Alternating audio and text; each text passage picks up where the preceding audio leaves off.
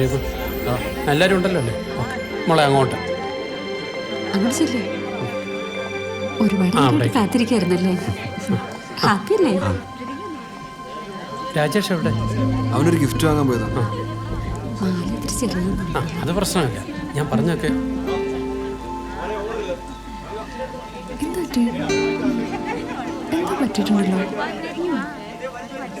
ഇനിയിപ്പോ താമസിപ്പിക്കേണ്ട കാര്യമില്ല. താലിയുടെ താലിയുടെ താലി എന്തെങ്കിലും താലിയുടെ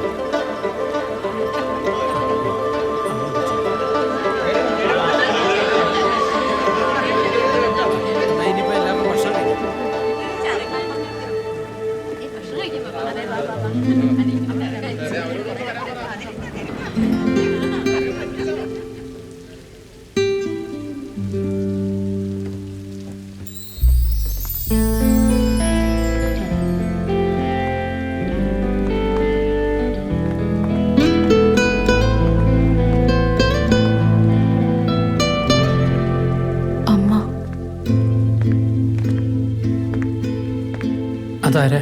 അവളുടെ അമ്മയച്ഛനും. ഓ,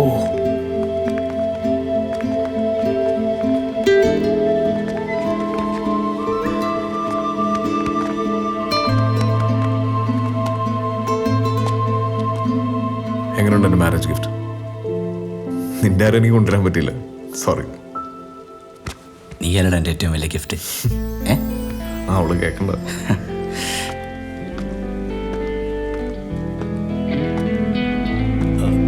അമ്മയെ പരിചയപ്പെടണ്ടേ? സങ്കടം വന്നാലും സന്തോഷം വന്നാലും ആൾക്കാർ എന്തിനാ കരയുന്നത്?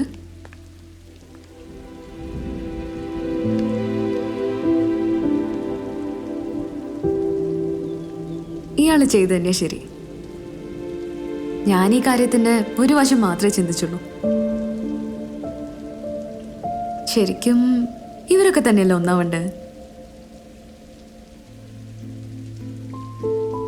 ഓരോ കാര്യവും നമ്മൾ എങ്ങനെ ചെയ്യുന്നു എന്നതിലാണല്ലേ.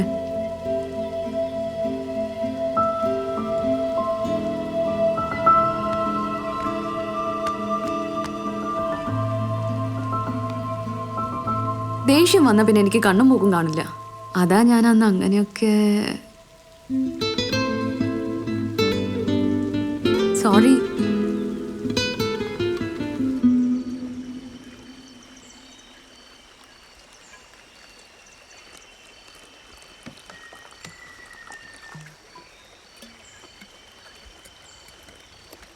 അല്ലെങ്കിൽ ഈ മെക്കാനിക്കൽ പഠിച്ച് എത്ര പേരുണ്ടാ ആ ജോലി തന്നെ ചെയ്യുന്നത്?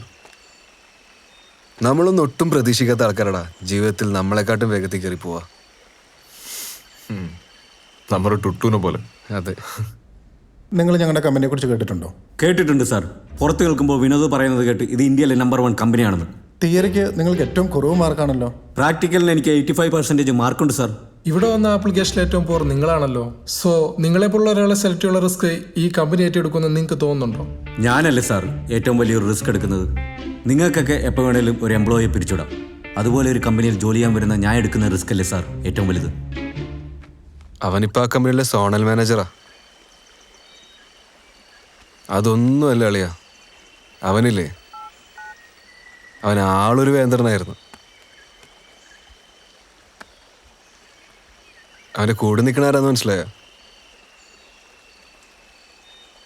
ഓർക്കുന്നുണ്ടോ നമ്മളൊന്ന് അന്താക്ഷരി കളിച്ചപ്പോൾ അവൻ പാടിയ പാട്ട്? എണ്ണക്കറുപ്പിന്നേഴഴക് മണിക്കൂ നിറയഴക്. എണ്ണക്കറുപ്പിന്നേഴഴക് എൻ്റെ കൺമണിക്കൂ നിറയഴക്. മിഴികളിൽ വിടരും പൂവഴക് മൊഴികളിലോ തേൻ. ആനച്ചന്തം ഗണപതി മേളച്ചന്തം. നമ്മളൊക്കെ ചേക്കപ്പെട്ടിനോട് യാത്ര പറഞ്ഞപ്പോൾ അവനവളോട് പറഞ്ഞെന്താണെന്നറിയോ? ഒരു കൈനോട്ടക്കാരൻ പറഞ്ഞു ഭാവിയിൽ എനിക്ക് ഇരട്ടക്കുട്ടികളായിരിക്കുമെന്ന്.